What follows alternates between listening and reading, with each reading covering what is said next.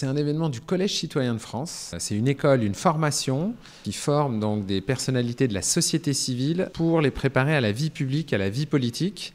Et donc on a décidé de faire un tour de France, d'aller à la rencontre des citoyens engagés pour les recruter dans notre 3e promotion. Et donc on s'est appuyé sur JR, qui est un de nos cofondateurs, et son camion photo Inside Out, pour aller tirer le portrait de ces citoyens engagés. Mais vous n'êtes pas une boîte de com comme Seguela qui promeut des politiciens. Donc concrètement, qu'est-ce que vous apportez? C'est quoi votre plus-value? On part de leurs projets, de projets de terrain.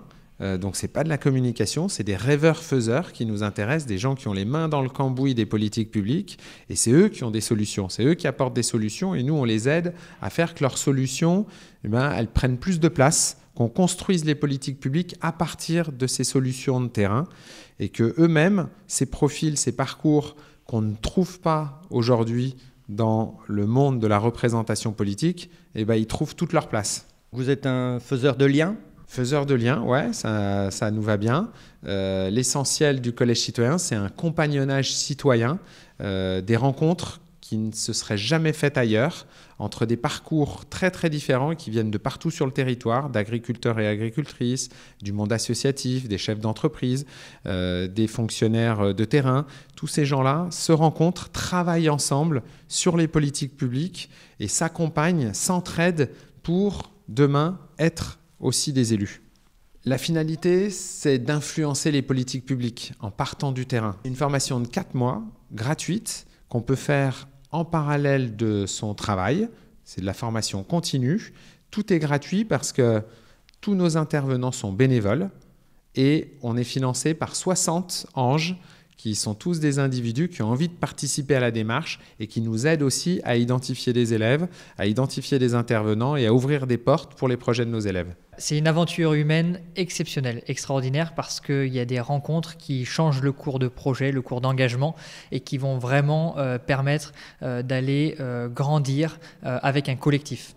Donc concrètement, ça vous a ouvert des portes, des gens qui vous disent il faut aller voir telle personne, il faut faire tel dossier, etc. Comment ça se passe ? En réalité, on vient tous avec des projets que l'on porte déjà dans les territoires, au niveau local, parfois au niveau régional ou même déjà national.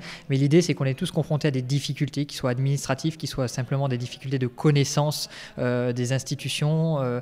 Et donc, on vient se solutionner les uns les autres pour que ça devienne des projets humains qui viennent changer parfois la vie des gens.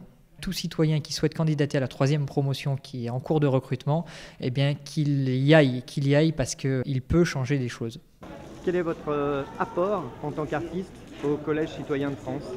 En tant qu'artiste, je suis un des 10 cofondateurs, mais c'est surtout l'idée de montrer que par l'art, on peut changer la société et on peut aussi changer la société au cœur de la société. Donc si mon art peut inspirer des gens qui font déjà des choses incroyables dans le milieu associatif, privé, public, à venir s'engager dans une école pour ensuite décider de continuer et de nous aider à changer l'univers politique, ça peut aider d'une manière ou d'une autre.